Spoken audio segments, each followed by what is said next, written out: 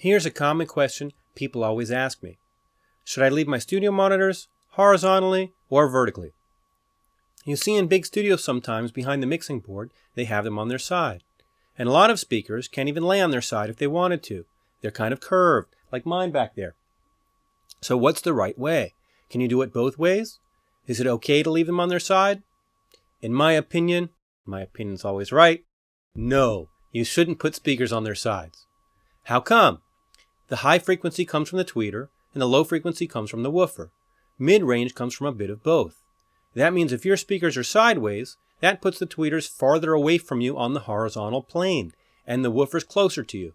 The more high and high mid-frequency content the sounds have, the more out to the sides they'll feel. And to make matters worse, the medium mid-range will be closer in, dividing the sound's stereo image right at the crossover point. This is because our ears from the sides of our head, not the top and bottom. Ooh, I think I just cracked my neck. More simply put, the top and high mid of a sound will be farther away from you horizontally than the mid-range, giving you an enhanced stereo image. So why would an enhanced stereo image that you're hearing extra width be bad? Because your audience is not hearing it. Your audience doesn't have speakers set up that way. They could be in headphones where the tweeters and woofers are all in one speaker right in their ear, or they're in their car and the tweeters and woofers are in a similar horizontal position, and on most stereos the speakers are vertically anyway. So what that means is the extra stereo image that you're hearing, the extra wide sound, isn't accurate and your audience isn't getting it. Anytime you hear extra of something, like extra width that's not really in the mix, right? Then you're fooling yourself. So you're going to end up making narrow mixes by not doing what it takes to create width that's actually in your mix, meaning panning, reverb, correct levels of stereo tracks, etc. It's a false image. And it's not just that, not just is it extra wide, but sounds will kind of jump around. Sounds will appear to dance around in the mix. Because when sounds have more highs in them, they'll seem farther out. So when they're changing content, when their frequencies jumping around, they're going to jump around sideways. For example, what happens on an acoustic guitar that has more highs in one note than the next note?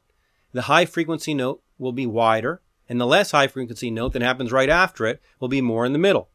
Although it might seem like a cool effect, your audience isn't getting it. They're not hearing it. So why in the big studios do they leave them on their side? Tradition. Maybe they're just trying to see through the window better. Maybe it's because they're printed that way. There's only one famous set of speakers printed with sideways writing. And that's the Yamaha NS10s. And originally, the writing was vertically. People started putting them sideways.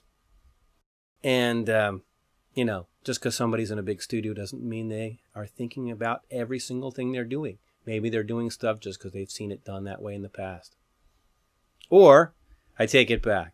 If you have speakers that are sideways and they're really little, like Yamaha NS10s, and they're very far back from you, the sideways tweeter difference probably doesn't make as big of a deal. But in theory, I think it's still wrong. Check it out.